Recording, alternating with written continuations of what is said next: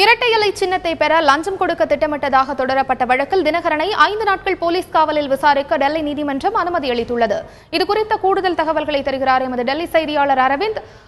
தினகரனுக்கு ஜாமீன் வழங்க எதிர்ப்பு தெரிவித்து டெல்லி போலீசார் எடுத்துரைத்த வாதங்கள்லாம் என்னென்ன, அதை பத்தி விரிவா சொல்லுங்க அரவிந்த்.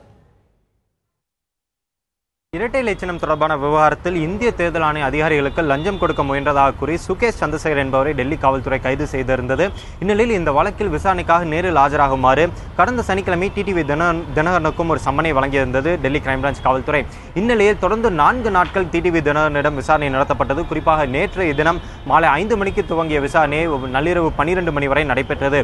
இந்நிலையில் நேற்று நள்ளிரவு 12 மணியில் டிடிவி தினகரன் மற்றும் அவருடைய நண்பர் மல்லிகார்ஜுன் ஆகிய இருவரையும் கைது செய்வதாக டெல்லி காவல்துறை அறிவித்தது.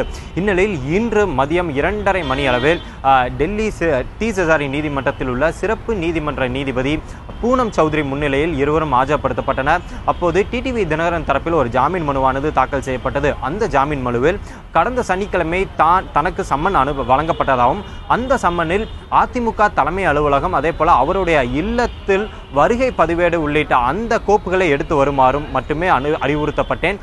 அந்த நிலையில் என்னுடைய மிகவும் நெருங்கிய உறவினர் ஒருவர் இறந்திருந்தார். இதையும் நாங்கள் அவரிடம் தெரிவித்திருந்தோம். அப்போது அவர் நீங்கள் அன்றைய தினம் மட்டும் இந்த ஆவணங்களை எடுத்து வாருங்கள், அன்றைய தினமே அனைத்து முடிவடைந்துவிடும் என்று கூறியிருந்தார்கள். அதன் அடிப்படையிலே நான் டெல்லி வந்தேன். அன்றைய தினம் விசாரணையில் நான் முழுவதுமாக ஒத்துழைப்பை வழங்கினேன். அதனைத் தொடர்ந்து அடுத்த நாளும் வர கூறினார்கள். அடுத்த நாளும் நான் வந்தேன். இது போன்ற 4 நாட்கள் விசாரணை, 4 நாட்கள் நான் வரவழைக்கப்பட்டேன். 4 நாட்களும் வந்தேன். குறிப்பாக 25ஆம் தேதி அன்று மதியம் 2 மணியிலிருந்து நள்ளிரவு 12 மணி வரை தான் எந்த ஒரு விசாரணையுமே இல்லாமல் தான் அமைதியாக அமர வைக்க மட்டுமே இருந்தேன். தன்னிடம் எந்த ஒரு விசாரணையும் நடத்தப்படவில்லை. அதே போல இந்த வழக்கானது தனக்கும் சுகேஷ் சந்திரசேகருக்கும் எந்த ஒரு தொடர்பும் கிடையாது. ஒரு பொலிட்டிக்கல், ஒரு அரசியல் காழ்ப்புணர்ச்சிக்காக போடப்பட்ட வழக்கு. குறிப்பாக நான் சுகேஷ் சந்திரசேகரிடம் எனக்கும் அவருக்கும் எந்த விதமான தொடர்பும் கிடையாது. நான் அவரிடம் பேசியதாக காவல்துறையினர் கூறுகிறார்கள். அப்படிப்பட்ட எதுவுமே நடக்கவில்லை.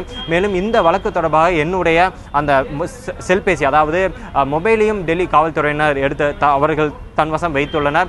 அதே போல இந்த 4 நாள் விசாரணையானது இரவு பகல் பார்க்காமல் தொடர்ந்து நடத்தப்பட்டது. இதில் ஒரு இன்ஹியூமன் ட்ரீட்மெண்ட், அதாவது மனிதாபிமான மற்ற முறையில் இந்த விசாரணையால் நடைபெற்றது. அதற்கும் நான் ஒத்துழைப்பை வழங்கினேன். அப்படிப்பட்ட ஒரு தருணத்தில் நான் கைது செய்யப்பட்டுள்ளேன். எனக்கு இவ்வளவு உடல்நலை பிரச்சனைகள் உள்ளது. எனவே இது அனைத்தையும் கருத்தில் வைத்து எனக்கு ஜாமீன் வழங்க வேண்டும் என்ற கோரிக்கை வைத்தனர். ஆனால் இதற்கு டெல்லி காவல்துறை தரப்பில் மிகவும் ஒரு கடுமையான ஒரு எதிர்ப்பை முன்வைத்தனர். அவர்கள் தரப்பில் இவர்கள், அதாவது தினகரன், மல்லிகார்ஜுனா மற்றும் சுகேஷ் சந்திரசேகர் ஆகிய இந்த மூவரும் கூட்டு சதியில் ஈடுபட்டு இந்திய தேர்தல் ஆணைய அதிகாரிகளுக்கு லஞ்சம் கொடுக்க முயன்றனர். குறிப்பாக டிடிவி தினகரன் மற்றும் சுகேஷ் சந்திரசேகர் ஆகியோர் பேசியதற்கான ஆடியோ ஆதாரங்கள் தங்கள் கையில் இருக்கிறது. அதே போல இந்த பண பரிமாற்றத்துக்கு, அதாவது சென்னையிலிருந்து டெல்லிக்கு சுமார் 10 கோடி ரூபாய் பண பரிமாற்றம் நடைபெற்றுள்ளது ஹவாலா முறையில். இந்த பண பரிமாற்றத்திற்கு டிடிவி தினகரனின் உதவிய நண்பர் மல்லிகார்ஜுனா உடந்தையாக உள்ளார். இந்நிலையில் ஒரு ஹவாலா ஆபரேட்டர் ஃபைசல் ஷா என்பவர் சுகேஷை அவர் அடையாளம் காண்பித்துள்ளார். அதாவது இவரிடம்தான் அந்த 10 கோடி ரூபாய் பணத்தை, சென்னையிலிருந்து பார்சல் மூலம் அனுப்பப்பட்ட அந்த 10 கோடி ரூபாய் பணத்தை நான் இவரிடம்தான் கொடுத்தேன் என்பதை அவரும் உறுதிப்படுத்தியுள்ளார். எனவே இந்த அனைத்தையும், குறிப்பாக இந்த பணமானது எவ்வாறு சென்னையிலிருந்து டெல்லி கொண்டு வரப்பட்டது என்பது தொடர்பாக விசாரிக்க வேண்டியுள்ளது. எனவே தங்களுக்கு 7 நாள் போலீஸ் காவல் வேண்டும் என்ற கோரிக்கையை முன்வைத்தனர். ஆனால் 7 நாள் போலீஸ் காவல் தர முடியாது என்று கூறிய நீதிபதி 5 நாட்கள் போலீஸ் காவல் தந்து தன்னுடைய உத்தரவாக இன்று பிறப்பித்துள்ளார்.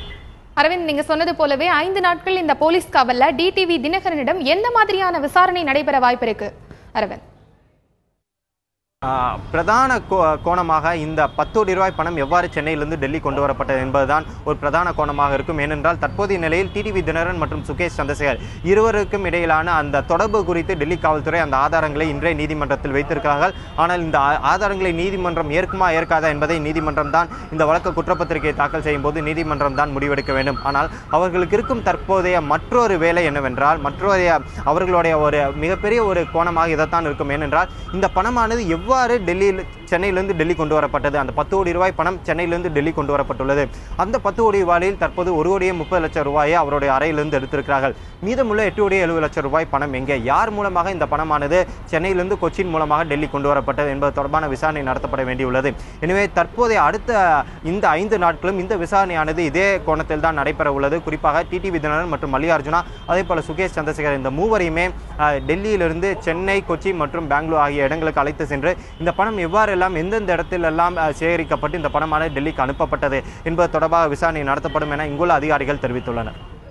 அரவிந்த், இப்போ 5 நாள் காவலுக்கு அப்புறம் போலீசார் ஆஜர்படுத்துறதா இருந்தா வரும் 30ஆம் தேதி விடுமுறை தினமாக இருக்கிறது. மே 1ஆம் தேதி மே தினம் விடுமுறையாக இருக்கும் பட்சத்தில் போலீசார் எப்படி ஆஜர்படுத்த வாய்ப்பு இருக்குது அரவிந்த்?